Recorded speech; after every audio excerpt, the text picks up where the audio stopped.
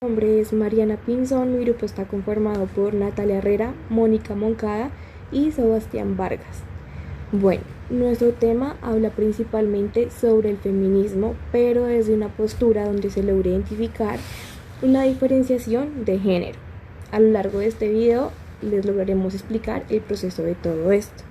En primer lugar, les vamos a hablar sobre el texto, el cual se llama El feminismo es para todo el mundo, de la autora Gloria Jean Watkins, quien gracias a su trayecto es más conocida como Bell Hooks, quien en su texto nos logra mostrar una óptica donde se ve la interseccionalidad de los géneros, la raza y asimismo las clases sociales.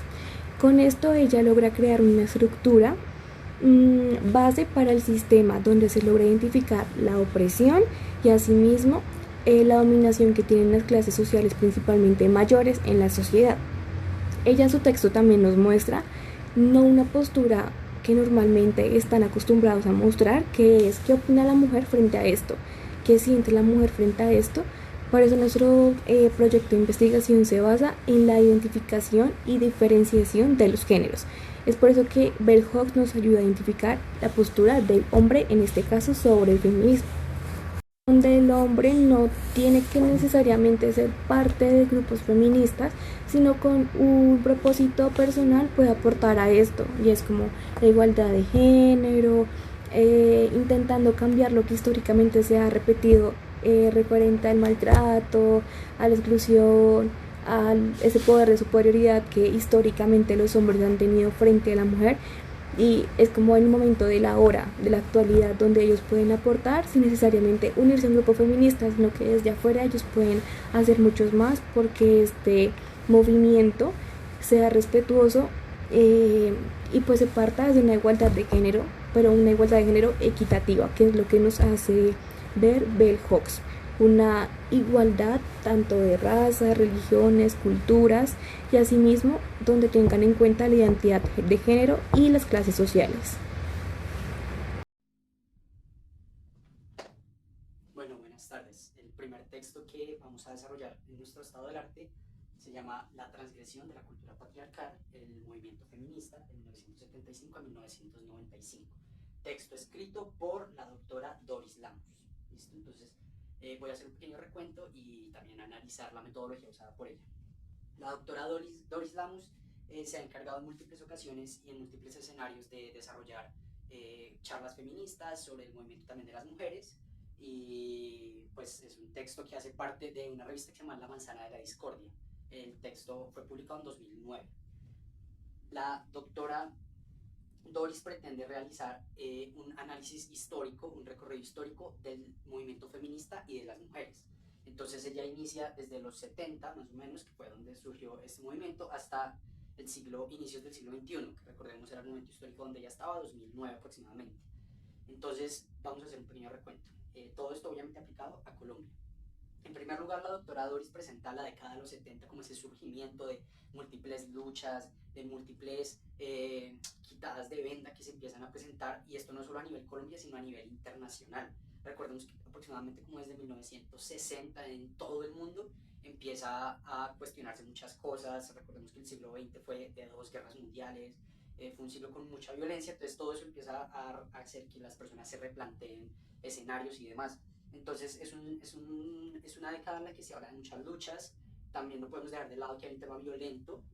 Hace aproximadamente 10 años habían surgido las guerrillas, y todo esto gracias a la lucha. Se hablaba de la lucha, lucha de reivindicar, se estaban introduciendo gobiernos en muchos países como en Cuba y en Venezuela y demás. Entonces era una lucha latente ahí. En 1980, en la década de los 80, toda esta lucha de las mujeres y del movimiento feminista empieza a dar frutos en ciertos aspectos. Entonces empezamos a ver que más mujeres se empiezan a introducir en el mundo de la academia, empiezan a participar activamente a nivel político, y empieza también a quitarse esa venda de el rol de la mujer en la casa, a usar falda. Se empieza a hablar también de temas como el aborto, el tema de la homosexualidad. Poco a poco empiezan a presentarse estas charlas en escenarios públicos. Obviamente hasta este momento todavía son charlas, todavía de pronto no hay muchos cambios reales, pero hasta este momento empiezan a surgir las charlas.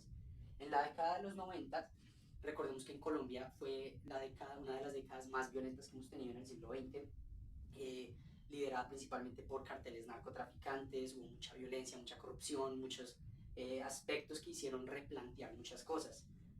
Todo esto causó que se generara un movimiento llamado la Séptima Papeleta, que pretendió realizar una asamblea constituyente para cambiar, modificar la constitución que teníamos, que era del 86, de 1886. Esta séptima papeleta, la doctora Doris nos cuenta que el papel de las mujeres y de los movimientos feministas fue fundamental, pues fueron ellas las que, junto con grupos como indígenas y minorías que no se tuvieron en cuenta en las constituciones anteriores, empezaron a luchar por derechos como igualdad laboral, temas de pensión, muchas cosas que no se tenían contempladas empezaron a contemplarse gracias a estos movimientos, nos cuenta la doctora Doris. Así pues pasa la década de los 90, al fin surge la constitución del 91, que es una constitución bastante garantista, con muchos derechos y que pretende realmente pues darle una prelación de igualdad a las mujeres y a los hombres. Y así surge el siglo XXI, llega el siglo XXI. El siglo XXI, recordemos, inició también ya con todas estas luchas y todos estos discursos que se han dado en los 70 y en los 80 se pudieron materializar en el siglo XXI y a finales de los 90. Entonces la mujer tuvo un papel demasiado importante, empezó a tener un papel demasiado importante en la política, empezó a ocupar cargos públicos, empezó a hablar de leyes que decían, venga, mínimo tiene que tener tanta cantidad de mujeres para pues, permitir una igualdad laboral también. En las organizaciones no gubernamentales también empezaron a salir leyes y discursos de debemos proteger a las minorías, se crean muchas organizaciones como la Casa de la Mujer, muchas entidades también que pretenden proteger a la mujer. Obviamente siguen las luchas, nos dice la doctora Doris, las luchas siguen aún, digamos, en el momento en que se escribió el artículo, recordemos el tema, por ejemplo, del aborto todavía no estaba legalizado, sino solo bajo las 3 causales de la sentencia. Entonces las luchas siguen y actualmente lo podemos ver. Sin embargo, la doctora Doris también nos resalta que, digamos, comparado con la década de los 70, la lucha y el discurso de feminista se ha vuelto mucho más común, es mucho más normal hablar de feminismo. En esta década era un tabú, era quizá algo escondido, hoy ya es algo normal, incluso para muchas entidades ha sido algo necesario. Bueno, ya respecto al texto y su análisis, podemos ver que la doctora Doris utilizó una metodología cualitativa investigativa en la que realizó entrevistas, buscó en revistas y también en archivos históricos. ¿Y esto por qué? Generalmente cuando se van a hablar de temas como lo es el feminismo y temas tan sociales que tienen un impacto social tan grande, las investigaciones prefieren realizar investigaciones cualitativas y más para lo que pretendía la doctora Doris, que era un análisis y un recorrido histórico. Obviamente se puede haber hecho desde una perspectiva cuantitativa, pero la cualitativa creo que nos brindó una perspectiva más amplia, nos permitió comprender quizá desde las voces lo que pasó en todos estos años. Finalmente se resalta que también la doctora Doris cierra su texto hablando sobre la unanimidad en el discurso feminista. Es uno de los grandes problemas, presenta ella, del discurso feminista. Podemos resaltar que es un texto objetivo que habla desde la historia y no desde una perspectiva, desde una ideología, sino desde la historia, y resalta este tema. De cuando surgió el movimiento feminista en los 80, hubo una lucha de unanimidad de para quién es el feminismo, solamente para las mujeres o es para grupos minoritarios, donde entrarían obreros y demás personas que se han visto vulneradas a lo largo de la historia. Entonces eso ha sido un problema porque cuando una mujer o alguna persona quiere hacer parte o promover el movimiento feminista, no sabe realmente si encaja, si no encaja, si lo que está buscando realmente es lo que está buscando el movimiento feminista, pero ella dice es que ni siquiera desde su surgimiento se supo bien qué era lo que se estaba buscando, porque surgieron muchas corrientes. Entonces, de esta manera cierra el análisis la doctora Doris. Muchas gracias. La teoría crítica del feminismo es una corriente que se basa en la teoría crítica desarrollada por la Escuela de Frankfurt. Básicamente, lo que busca esta escuela del feminismo es analizar todas las estructuras de poder y de denominación que perpetúan la desigualdad de género en la sociedad. La teoría parte de que el género es una construcción social y que esas desigualdades que existen hoy en día son producto de ese poder tan arraigado que se ha ido creando en la sociedad a medida del tiempo. Esta también la relaciona con la raza, la orientación sexual y la identidad de género. Por otro lado, la teoría crítica del feminismo parte de 4 conceptos fundamentales que la desarrollan. El primero es el patriarcado, el segundo es la interseccionalidad, El tercero es la crítica a la cultura dominante y la última es la transformación social. Estas cuatro anteriormente mencionadas buscan algo muy similar, que es básicamente transformar esas estructuras y esas ideas que se han tenido desde hace mucho tiempo. Por ejemplo, la primera se refiere al sistema social y cultural en el que los hombres tienen el poder y el dominio hacia la mujer. Entonces, lo que busca la teoría crítica del feminismo es, primero, criticar ese patriarcado, pero a la vez transformar esas estructuras y normas que lo sostienen. El segundo, reconoce las experiencias de opresión y de discriminación que están muy enlazadas y que se basan en múltiples factores, como lo es la raza, la clase social, la sexualidad, la discapacidad, entre otros. El tercero nos habla que el feminismo examina todas las representaciones culturales y mediáticas que van a perpetuar los estereotipos de género y los roles tradicionales. Y la cuarta nos habla que la teoría crítica del feminismo no solamente va a buscar comprender y analizar esas desigualdades, sino que, como lo mencioné al comienzo, lo que va a buscar es transformar todas esas estructuras y esas prácticas sociales que a medida del tiempo se han venido transformando y que ellas mencionan que cada vez se vuelven más fuertes. Por otro lado, tenemos el feminismo en el posmodernismo, el cual ha hecho mucho énfasis en las experiencias personales y en la subjetividad, que ha sido una fuerte crítica en este movimiento. Se ha basado en todas las situaciones que ha contado las mujeres y reconoce que la vida de las mujeres pues puede diferirse según su raza, su clase social, su orientación sexual u otros factores que estén interrelacionados. Esto ha traído grandes críticas al movimiento, ya que el tema de la diversidad y de la inclusión dentro de todo el movimiento feminista ha contribuido a la falta de coherencia y de seriedad en este movimiento, haciéndose cuestionar si verdaderamente la noción y el énfasis que se le da es más objetivo que subjetivo. Como ya se ha discutido a lo largo de esta sustentación, el feminismo es un movimiento social que busca reivindicar el papel de la mujer en la sociedad y que ésta tenga una igualdad de derechos respecto al hombre. En ese sentido, el feminismo ha logrado un gran impacto en varios aspectos sociales, tanto laborales como económicos, como jurídicos, que pues serán los pertinentes para esta explicación. El feminismo, gracias al gran impacto que ha tenido y al movimiento que ha representado socialmente, logró que se instaurara el nuevo tipo penal de feminicidio, el cual genera bastante controversia, dado que plantea un tipo penal y una pena exclusiva para todos los homicidios que sean cometidos contra las mujeres por razón de ser mujeres. Y esto, en un primer lugar, ya nos genera bastante conflicto, puesto que es difícil comprender qué se entiende por mujer, cómo se debería de verdad aplicar este tipo penal. A nivel probatorio también representa pues una complicación muy grande, y la discusión más importante, que va a tener más relevancia para nosotros en esta investigación, es qué pasa con las mujeres transgénero y qué pasa con aquellas personas que se sienten identificadas como mujeres, pero por su biología no se les reconoce como tal y puede presentar algunos problemas para que se les aplique el tipo penal de feminicidio y tengan una justicia con la que realmente se sientan reparadas, identificadas y aceptadas.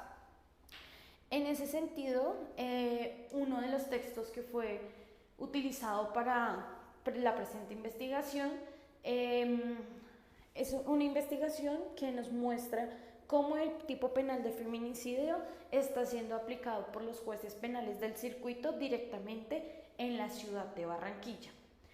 Esta investigación maneja varios puntos. En un primer lugar, preguntarle a los jueces si entienden o conocen verdaderamente cuál es el tipo penal de feminicidio. En ese sentido, los jueces manifiestan conocerlo, Varios conocen a nivel general lo que el Código Penal dice acerca del tipo penal de feminicidio. Otros conocen a profundidad el tema y la razón de género por la cual este tipo penal pues tiene tanta relevancia. Sin embargo, no suelen aplicarlo tanto, dado que, como se explicó en un principio, a nivel probatorio es muy difícil y manifiestan también que para ellos es necesario tener más capacitaciones en cuanto al tema de género, pues para ellos es difícil entender cuándo es pertinente aplicar este tipo penal para las mujeres que biológicamente son reconocidas como mujeres y cuándo es pertinente aplicarlo para personas transgénero que han sido víctimas de este feminicidio por su razón de género, como el tipo penal lo expresa.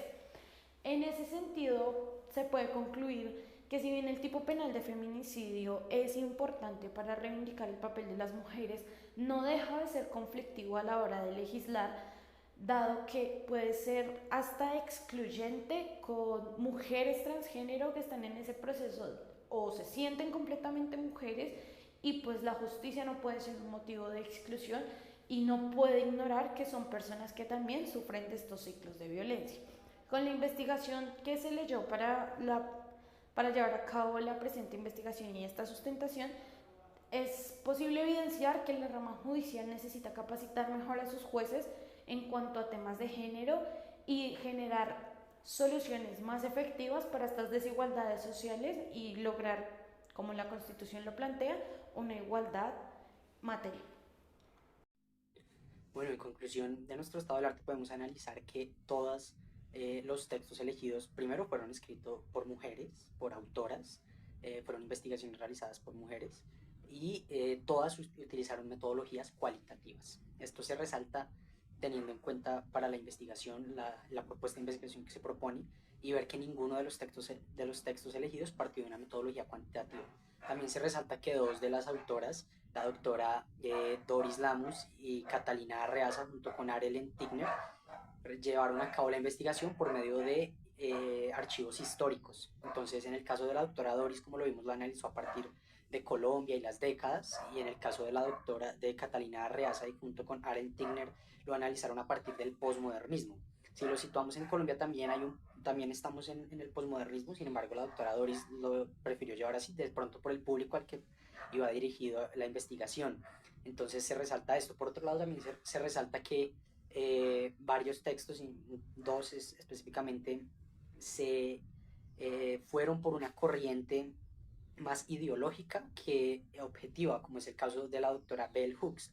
Esta investigación no corresponde a Colombia, pero se puede evidenciar que es una investigación con un sesgo ideológico, entonces eso causó ciertos problemas.